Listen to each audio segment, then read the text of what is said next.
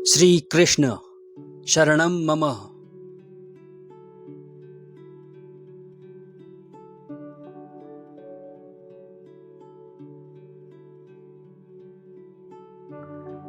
श्री कृष्ण। जब महाभारत का युद्ध हुआ तब श्री कृष्ण की आयु 83 वर्ष थी। महाभारत युद्ध के 36 वर्ष बाद उन्होंने देह त्याग दी थी। इसका मतलब 119 वर्ष की आयु में उन्होंने देह त्याग किया था।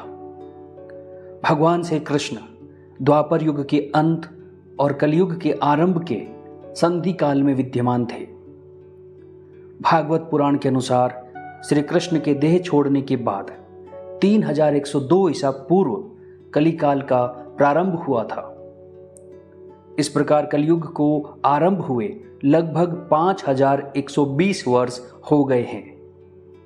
श्री कृष्ण धर्म के प्रतीक है। जहां वो है वहीं धर्म है, और जहां धर्म है वहीं श्री कृष्ण है। दुर्योधन के द्वारा पांडवों को उनके अधिकार नहीं देने के बाद युद्ध होना तय हुआ, लेकिन फिर भी अंतिम प्रयास के रूप में श्री कृष्ण शांति दूत बनकर हस्तिनापुर गए। स्वयं पितामह भीष्म ने उनका स्वागत किया, लेकिन अहंकार में अंधा मूर्ख दुर्योधन ने धृतराष्ट्र से कहा कि अगर वासुदेव ने पांडवों की तरफ से बोलने का प्रयास किया तो मैं उन्हें बंदी बना लूंगा। श्री कृष्ण मुस्कुराए और दिव्य तेज में विराट स्वरूप में आ गए, जिसके दर्शन केवल भीष्म, विदुर, द्रोणाचार्य और कृपाचार्य कर पाए।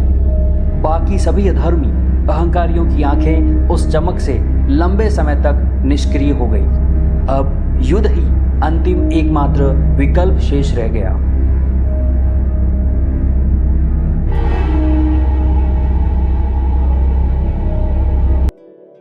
महाभारत युद्ध से पूर्व पांडवों ने अपनी सेना का पड़ाव कुरुक्षेत्र के पश्चिमी क्षेत्र में सरस्वती नदी के दक्षिणी तट पर बसे समंत्र पंचक तीर्थ के पास हिरण्यवती नदी के तट पर डाला।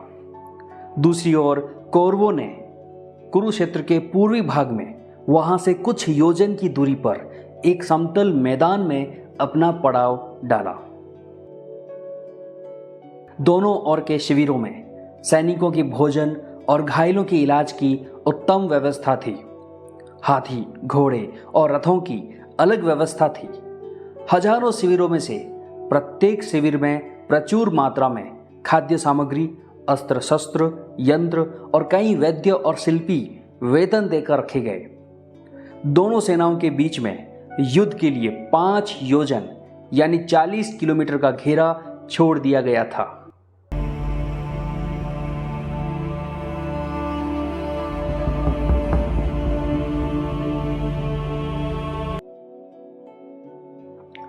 कौरवों की ओर से युद्ध में भाग लेने आए सहयोगी जनपदों में गांधार, मद्र, सिंध, काम्बोज, कलिंग, सिंहल, मागध, पिशाच, कौशल, प्रतीच्य, उदीच्य, अंश, पल्लव, सौराष्ट्र, अवंती, निषाद, शूरसेन, माहिष्मतिपुरी, शिवी, वसती, पौरव, तुषार, अश्वक, पांड्य, पुलिंद, पारद, शूद्रक, मेकल, कुर्विन, त्रिपुरा, शल, अंबस्ट, कैतव, यवन, त्रिगर्त, सावीर और प्राच्य थे। कौरवों की ओर से जो महारथी योद्धा युद्ध में भाग लेने आए उनमें भीष्म, द्रोणाचार्य, कृपाचार्य, कर्ण, पौरव, वृषसेन, अश्वत्थामा, मद्र नरेश, शल्य, भूरिश्रवा, अलम्बुश, कृतवर्मा, राजा नील, कलिंगराज, श्रुतायुध, शकुनी, भगदत्त, जयद्रथ, जलसंध, विंद अनुविंद, काम्बोजराज, सुदक्षिण, वृद्धदल, सत्यवान, अचल, वृषक, दुर्योधन व उसके 99 भाई प्रमुख थे। पांडवों की ओर से युद्ध में भाग लेने आए जनपदों में पांचाल, चेदी, काशी, करुष, मत्स्य, केकय, सृंजय, दक्षाण, सोमक, कुंती, आनप्त, दाशरक, प्रबद्रक, अनुपक, किरात, पटच्चर, तितिर, चोल, पांड्य, अग्निवेश्य, हुंड, दानभारी, शबर, वत्स, पौंड्र, पुंड्र, कुंडविश, मारुत, धैनुक, तंगण और परतंगण थे। पांडवों की ओर से जो महारथी योद्धा युद्ध में शामिल हुए उनमें भीम, नकुल, सहदेव, अर्जुन, युधिष्ठिर, द्रौपदी के पांचों पुत्र सात्यकी, उत्तमौजा, विराट पुत्र उत्तर, राजा विराट, द्रुपद, दृष्टिधुम्न, रोचमान, अभिमन्यु, पांड्यराज, घटोत्कच, शत्रधर्मा, शिखंडी, युयुत्सु, कुंती भोज, सेव्य और अनुपराज नील, चित्रायुध, व्याघ्रदत्त, चंद्रसेन, पुरुजित आदि प्रमुख है।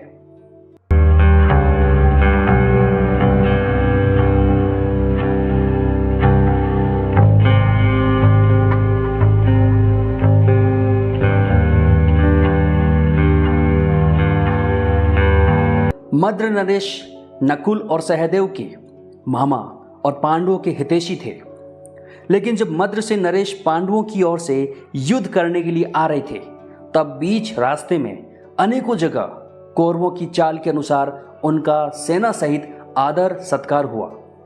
नरेश उन शिविरों को पांडवों के शिविर समझ बैठे। अंतिम पड़ाव में जब दुर्योधन ने उनका स्वागत किया और बताया कि वो अब तक जिन शिविरों में विश्राम करते हुए आए हैं वो सभी कौरवों की खेमे की ओर से थे, तब आतिथ्य का मान रखने के लिए न चाहते हुए भी मद्र नरेश ने सेना सहित कौरवों की ओर से युद्ध लड़ा।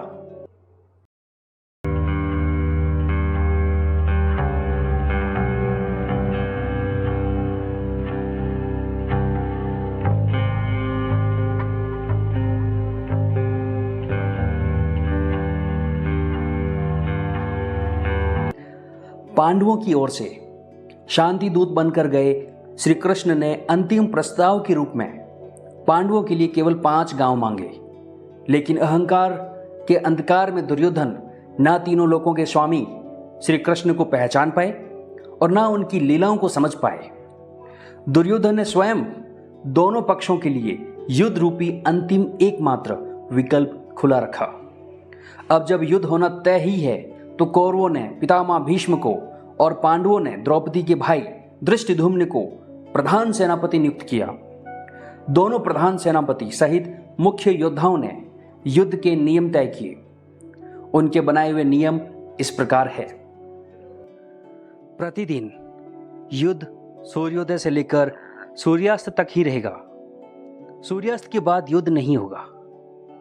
युद्ध समाप्ति के पश्चात छल कपट छोड़कर सभी लोग प्रेम का व्यवहार करेंगे। रथी से रथी, हाथी वाला हाथी वाले से और पैदल पैदल से ही युद्ध करेगा। एक वीर के साथ एक ही वीर युद्ध करेगा। भय से भागते हुए या शरण में आए हुए लोगों पर अस्त्र शस्त्र का प्रहार नहीं किया जाएगा। जो वीर निहत्था हो जाएगा उस पर कोई अस्त्र नहीं उठाया जाएगा। युद्ध में सेवक का काम करने वालों पर कोई अस्त्र नहीं उठाए।